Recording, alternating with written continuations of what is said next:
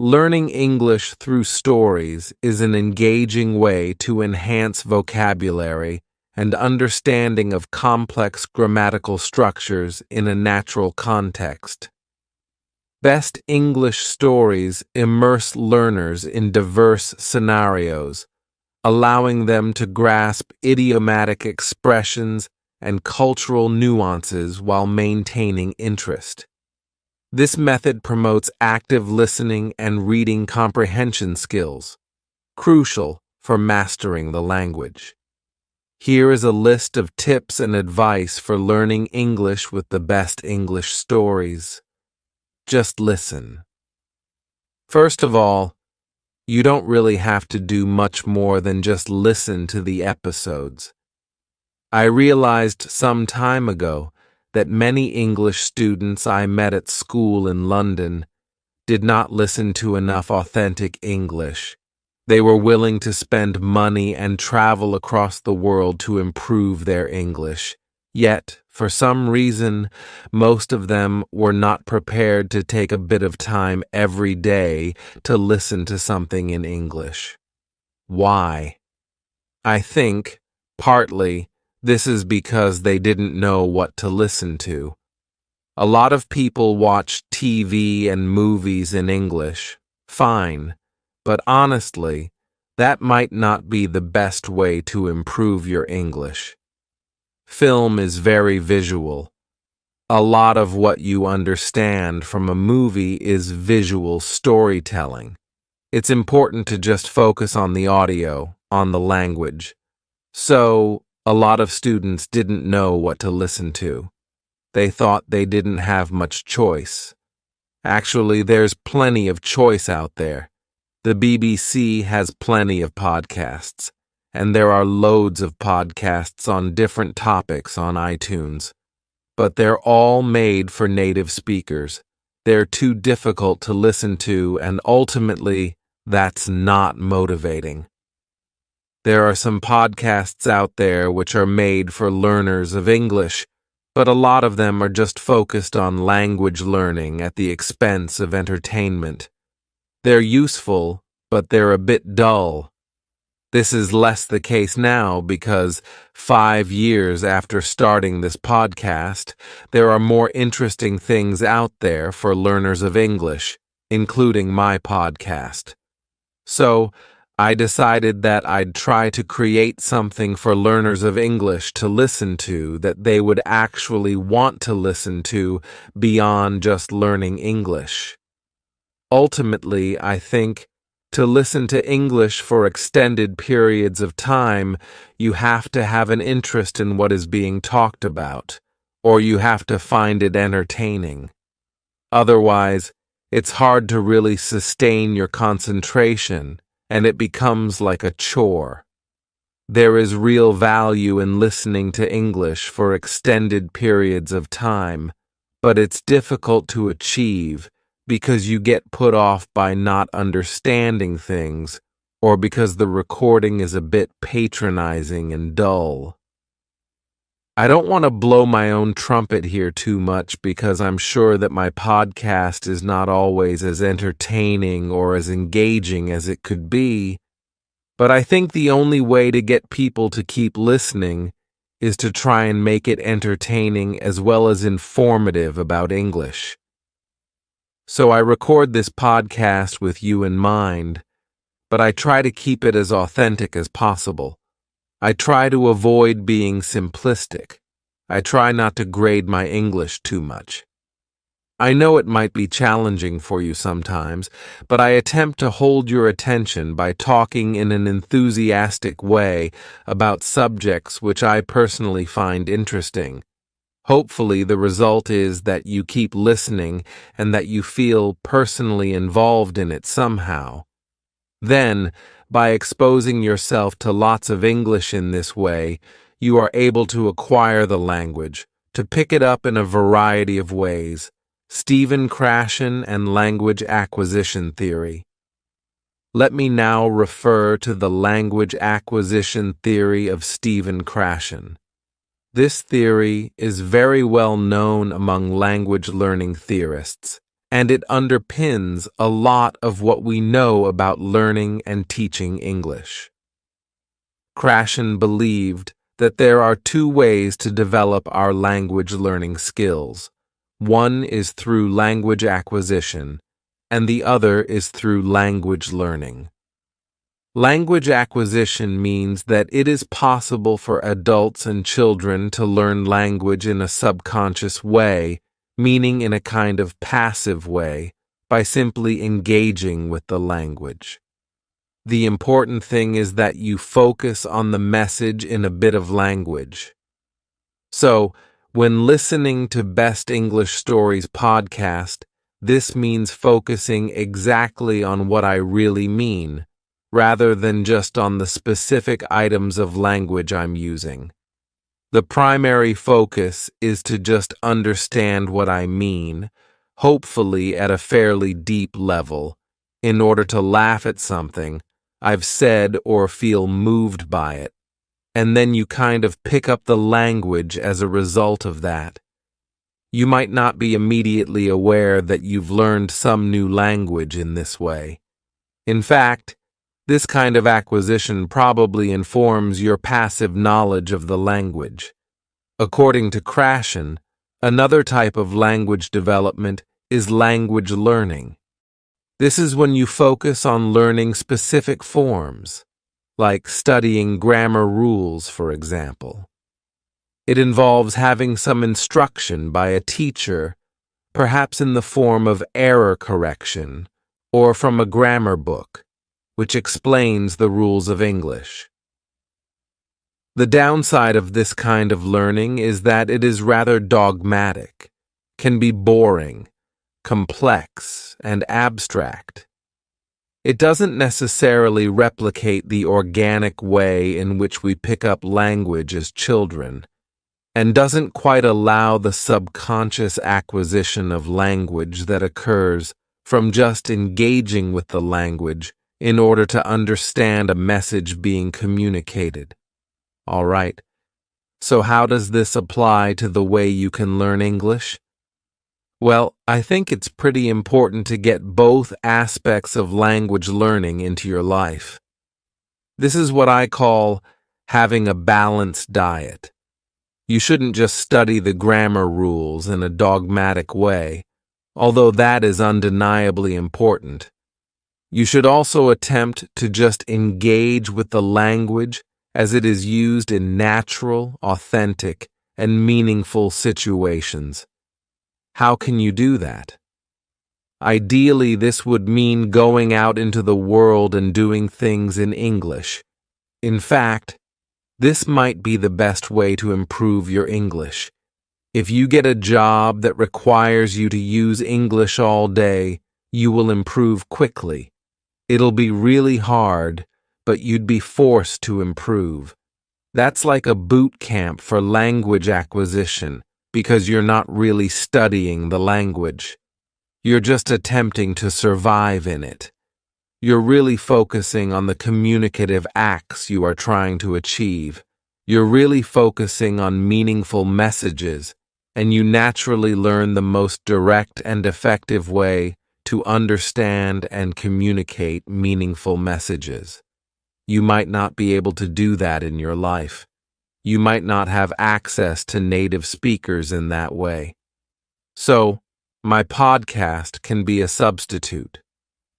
It's not really the same as attempting to work in an English-speaking environment, but the key point is that you can replicate aspects of that experience by just attempting to follow, keep up with what I'm saying, and do that regularly over long periods of time, and you'll pick up massive amounts of English.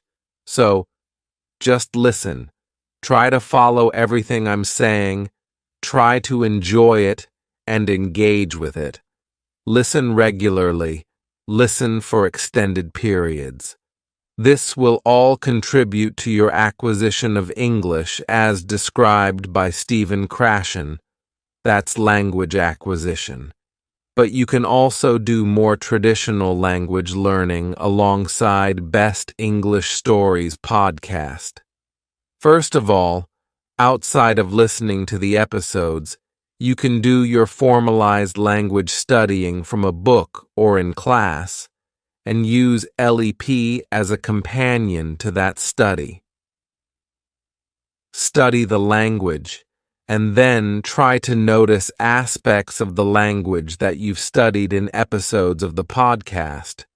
For example, if you've studied verb tenses, you can listen to a story I've told on the podcast and try to notice those verb tenses, how I'm using them, how I'm pronouncing them, and so on. It can back up, confirm, or clarify the language study you've been doing. You should always refer to authentic language usage as a way of checking language that you've studied. Also, you can study the things I say in the podcast more directly. The podcast can be a study tool. Here are some ways you can do some active language study with the podcast. Use transcripts. You could read a transcript and check new words in a dictionary as you find them. Pay attention to the way I use the words, including the grammatical context, collocations between words, and pronunciation. Any new words or structures you find, make a note of them and practice using them yourself. You could attempt to write your own transcripts. This reveals a great deal about the gap between the English you know and the English that I use in the podcast. Try transcribing a section of one episode. You could do an episode that has already been transcribed. Listen carefully to it and try to write down every single word. There may be certain utterances that you just can't identify. Mark them with question marks. Listen again and again. You could just focus on a specific 5-minute section of an episode. Keep listening until you've done your best. Now check the proper transcript for that section and compare it to what you wrote. What are the differences? Now you can identify the gap between what you understand and what I said. Try to close that gap. Check the words you didn't know. Identify why you missed the pronunciation of something. Think about how I say these words and phrases and their definitions. Then you can start working them into your English when you speak. We'll look at ways of developing your speaking in a few minutes. A note on transcripts. You may be aware that a lot of my episodes have transcripts, which can really help you to study the language. Although you shouldn't read them all the time, you can also contribute transcriptions to my channel. If you fancy transcribing a few minutes of an episode, please send it to me, and I'll be able to correct it and publish it on my channel. I have a transcript collaboration going on using Google Documents. You might already know about this because I did an episode on that subject a couple of months ago. You can go to my channel and click transcripts to find out more. Basically, writing transcripts of my episodes is not only a great way to use the podcast to improve your English, it also helps me to provide an even better service to my listeners. So, Best English Stories podcast is best consumed as part of a balanced diet. Listen freely and just try to enjoy and understand what I'm saying, and let your mind naturally acquire the language. But also, mix this with more formalized language study to get the full 360-degree effect. You might think the formalized language study part of that is boring and time-consuming. That's fine. You don't have to do any of that. But as a compromise, what you can do is just be mindful when you're listening. Your first aim is to focus on the message, but you can also try to notice specific aspects of the language too. Try to identify words, phrases, and grammatical structures. You don't have to formally study them. Just notice them as you hear them, like, oh, he's saying depend on, so it must be depend on in English, not depend of. Just be mindful when listening. I record different types of episodes. Here, my main aim is to engage you and keep you interested while presenting English to you in an authentic way. In some episodes, I try to draw your attention to the language more specifically. For example, I teach, explain, demonstrate vocabulary items referring to a topic, or bring your attention to an aspect of pronunciation. In those episodes, you can just chill out and follow what I'm saying, but you can be more active and make notes of the vocabulary. Try to remember phrases, listen again, and pause the recording to test your memory. Listen in comfort and enjoy the experience. Krashen also writes about the affective filter hypothesis. This relates to the conditions in which learning takes place and how these can have a big effect on the successful acquisition of language. Basically, good conditions for learning are motivation. The listener really wants to hear what's being said and is keen to learn the language, high self-esteem, and relaxation. These things allow the flow of acquisition to move freely without being blocked. Mental blocks occur when the learner is stressed, anxious, or feeling bad about themselves. This creates a mental block to the acquisition of language. I guess this relates to one of those situations in which you're in an unhappy language class.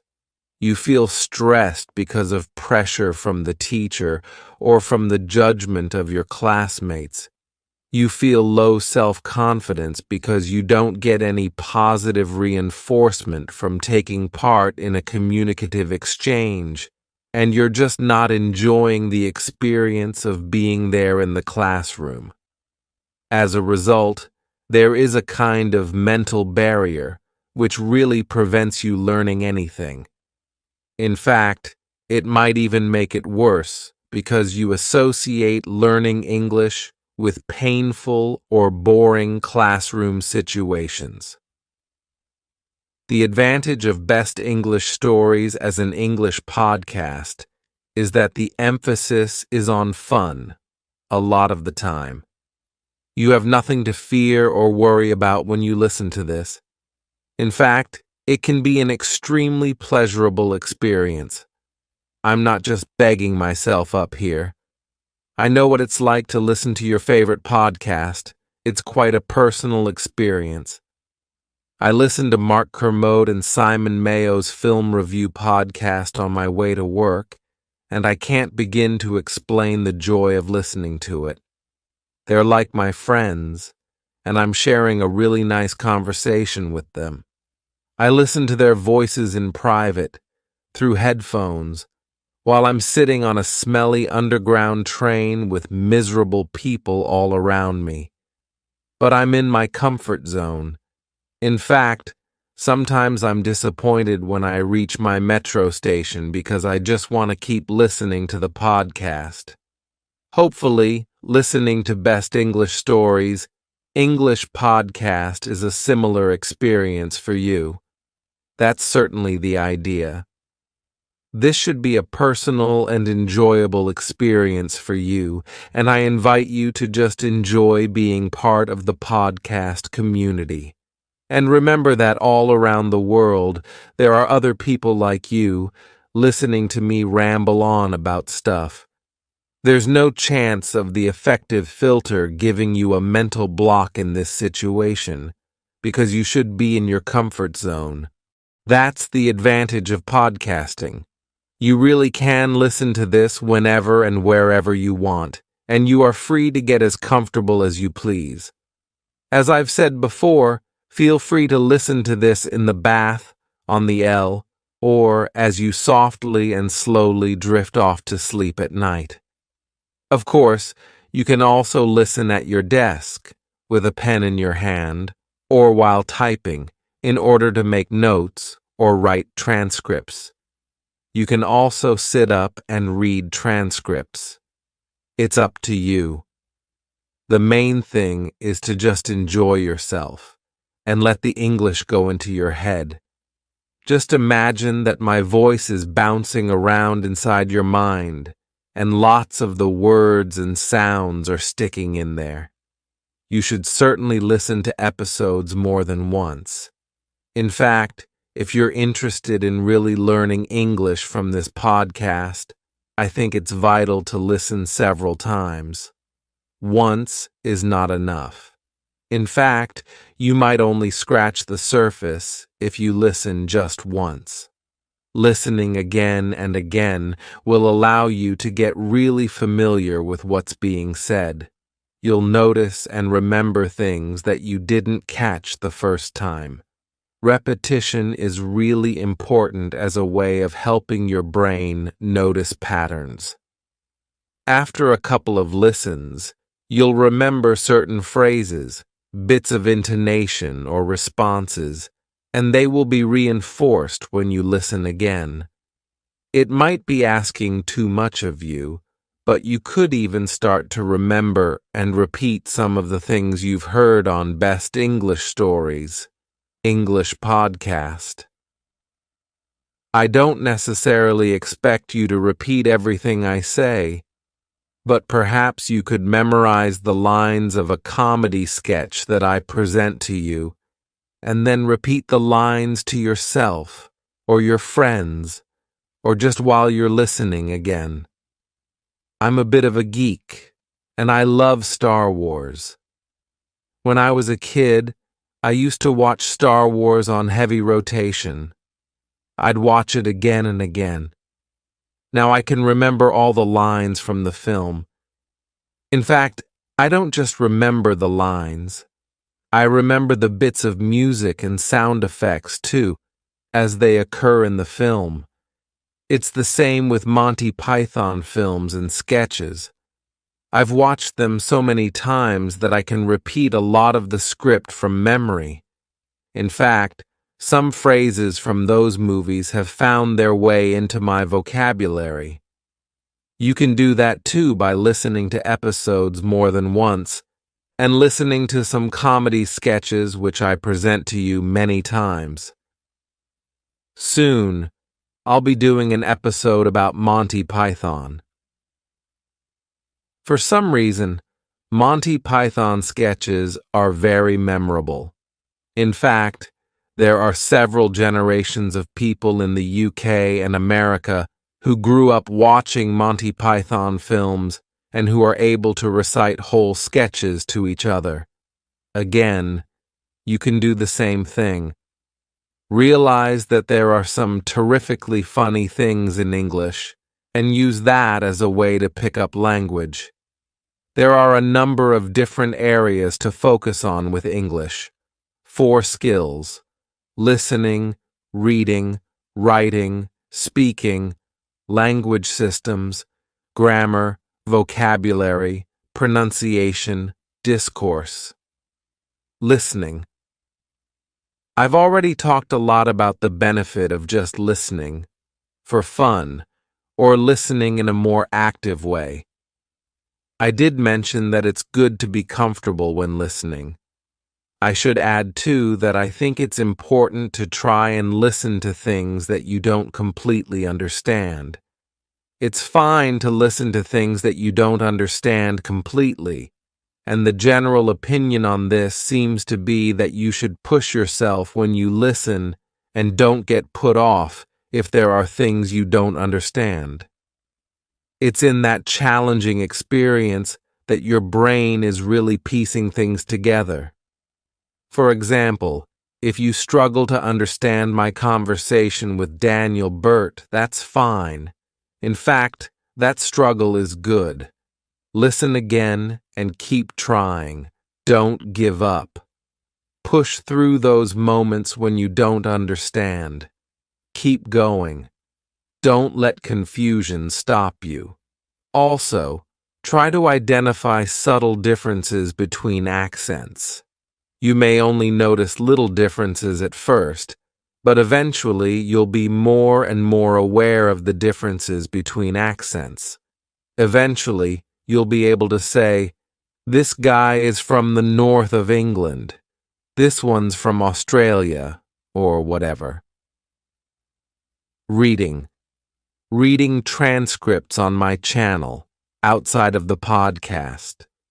Read a variety of texts. Again, try to find things that you enjoy. You should also be aware of your purpose for learning the language. What are you going to use English for in the future? You may need to read emails or business reports. It may be worth reading articles that talk about business trends. Otherwise, just reading any well-written text for enjoyment is a really good way to improve your literacy. I must add, I have a lot of videos on my channel with recommendations for reading. There are loads of reading you can do. Blogs, newspapers, but also books, which you can download free online. I haven't done it yet, but I'm planning to give you a list of some good things to read. Writing. Again, this is not one of the things that I focus on a lot on Best English Stories English podcast. The focus is mainly on spoken English. However, transcribing podcast episodes can be good for your writing. You could also write your own blog, which contains your opinions or your outlook on a topic. Feel free to write a response to episodes of my podcast in the comments section. You should aim to concisely express your opinion in a structured way, using the most appropriate words you can find, perhaps including some words you've picked up from that episode of the podcast. Think about the person reading the comment. Make it easy and enjoyable for them to read, and focus on stating very clearly and efficiently exactly what it is you want to say. Considering those ideas can help you to make your writing more effective. If, however, you need to practice writing for the IELTS test, you will need to do more specifically focused writing practice, probably using an IELTS preparation book or following an IELTS course of some kind. My podcast can help you with general skills, vocab, etc., but for specific kinds of writing work, you should do some specific writing practice. Practice, practice, practice. As I said before, to get the best out of Best English Stories, English podcast, use it as part of a balanced diet. Speaking. Perhaps the best way to improve your speaking is to actually practice it in real-life situations. The requirements of that situation will train you to say the right things at the right time, with the right tone. You should certainly be aware of how intonation is important in affecting a message. These are things you can learn from trying to enter into meaningful acts of communication and learning from your mistakes. You might also need a teacher to actively correct your errors, but you can definitely use Best English Stories as English podcast to improve your speaking too. Let's look at some ways to do that. Just try to take some aspects of my speech and apply it to your speech. You could just add some words or phrases you've heard from me and use them yourself. Or you can pick up some speech patterns, pronunciation from me, and add that to your speech too. If you like, you could use my speaking as a kind of model for your own speech. More specifically, you could copy and repeat some of my sentences. Listen to a line I say and then repeat it, and try to sound exactly like me. You could listen to phrasal verb episodes, and whenever I present an example sentence, pause the episode and repeat it after me. Keep doing that until you feel your version is pretty similar to mine. So, just listen and repeat until you've worked out how to make the same sounds as me. Think about vowel and consonant sounds, combinations of consonants, and how to make those sounds with your mouth. Think about connected speech. What happens when words are pronounced fluently together in a sentence? They might get pronounced differently. Certain sounds may be dropped when words are linked, and some sounds may be added when words are linked too. Pay attention to these aspects of pronunciation. I should do a whole episode on connected speech, and it's one I've had in the back of my mind for ages. Pick an extract from the podcast with a transcript and record yourself saying it. Compare your version with my version. Then work on the transcript. Underline the stressed words. Add lines to represent pauses for emphasis. Identify word links in pronunciation. Listen to me saying that extract again and check your sound. Scripted transcript. Now, record yourself doing it again, this time adding the intonation, pausing, and sentence stress. Compare that to the original. This can help you develop awareness and control of speech patterns. Record yourself just talking in response to one of my podcast episodes. If I've talked about UFOs, for example, not yet, but I will, then you could record yourself talking about UFOs too. Try to include any words I've presented to you on that topic.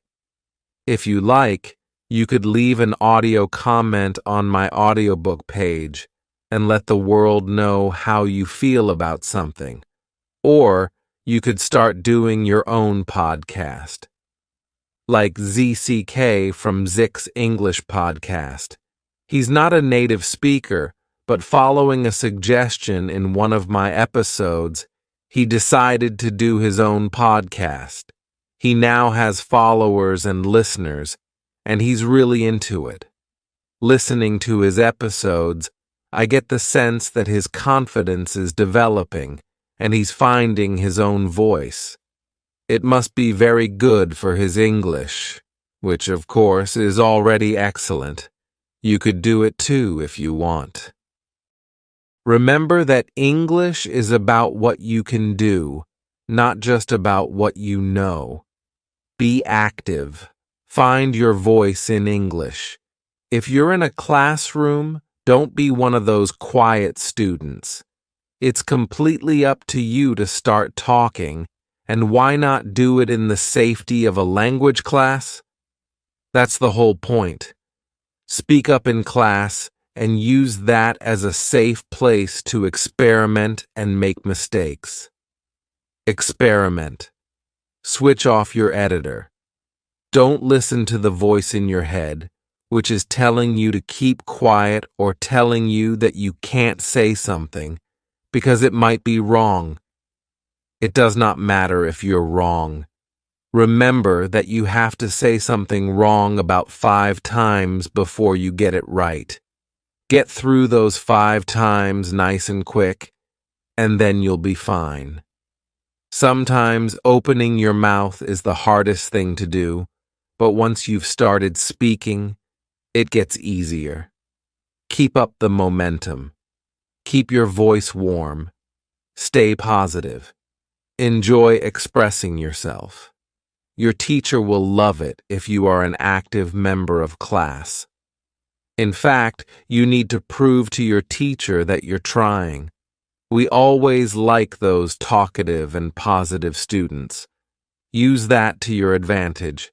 You'll be more likely to get good grades and get leveled up.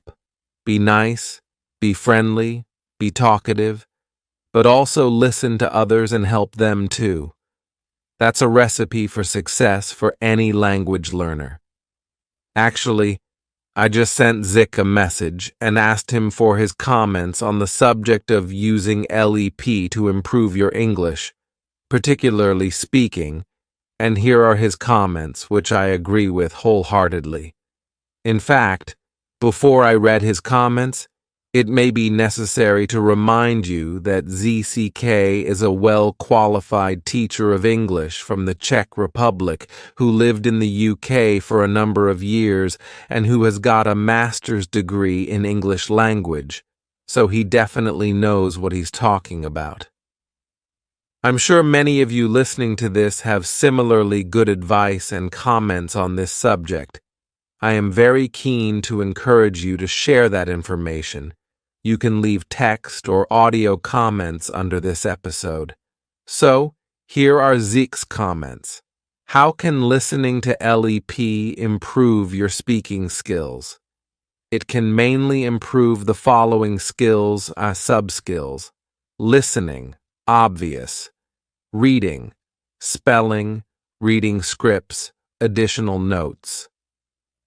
Writing, spelling, script feedback, or Thanksgiving emails to best English stories. Grammar, listening to grammar patterns as part of exposure theory. Vocabulary, learning new vocab, also guided by the exposure theory. Pronunciation, passive listening. As for the speaking, it is a different question. If you want to improve your speaking through LEP, you have to approach this actively. Not everyone is willing to do this. Some people tend to be shy, have approach anxiety, etc., and prefer listening to the podcast as passive recipients. That is fine.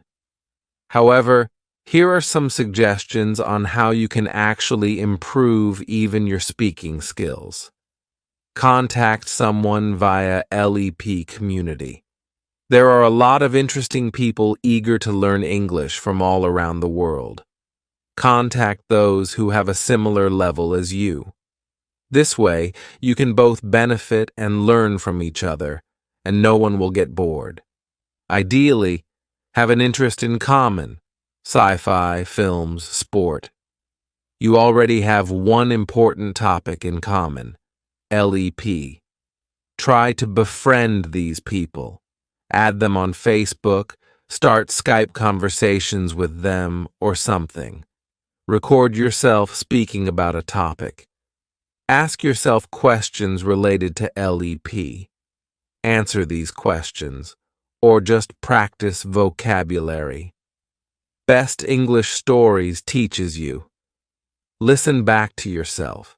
Try correcting your errors. Re-record. Compare your recordings you made some time later to see your improvements. Record comments in Audiobook. Max 3 minutes. Why is everyone so shy? Is everyone afraid that they will be judged? Who cares? Just be friendly, and you should be accepted by the community. Best English Stories is a teacher. He deals with mistakes every day. We all make mistakes. Never be afraid to make mistakes. A man who never made mistakes never made anything. Are you afraid to take on a challenge and face our greatest fear, public humiliation? Well, don't be. If we fight it actively, without fear, we can significantly improve our speaking skills this way. I just want to add a couple of points here about making a fool of yourself, my experience of speaking French, and a fear of public speaking. Try running your own podcast. Most of you can do it. Again, it is only about facing your fears of making mistakes and exposing yourself to the public. This podcast can be just for you and your friends. I make loads of mistakes in my podcast. and I am a teacher. I feel ashamed. I have to edit them out. But if you are not teachers, why worry? And even as teachers, you shouldn't worry. You can always speak to yourself in the mirror and go crazy. Become the next Hamlet. Speaking is not about passivity, so move your R's and find some interaction. Note: by following these tips, you will work on your English speaking skills, pronunciation actively, grammar, vocab. You can focus on trying to use expressions Best English Stories has taught you. Listening skills, as you listen to your friends talking, for example, are so many benefits to active speaking practice. Thank you, Dank. As I said before, I welcome your comments too. Let's share our thoughts on this subject together. It's time for my LEP ninjas to come out of the shadows and deliver some powerful advice. LEP ninjas, assemble! Regarding language systems, I have some things to say about grammar, vocabulary, pronunciation, and discourse. To be honest, I've already spoken enough about grammar and vocab. Let me just remind you of the theory of exposure. I've talked about this before. The idea is that by listening to lots of English over extended periods, you're feeding your subconscious with all the patterns of English usage. Your brain is hearing all these patterns of English, including frequent word combinations like prepositions, tenses, features of pronunciation, etc. Ultimately, it all goes into your head and informs your sense of instinct for the language, so that when you come to do a test in English, you feel the answer. You know that this particular preposition goes with this particular verb just because you've heard it a number of times before, and so it feels natural. Feed your head with English. Feel the English, rather than knowing it. Use the Force, young Jedi. And remember, the Force will be with you, always. Oh, and don't forget, you're never too old for this. Language study is a great way to keep your mind fresh and supple. My grandfather is over 90 years old, and he's still really sharp.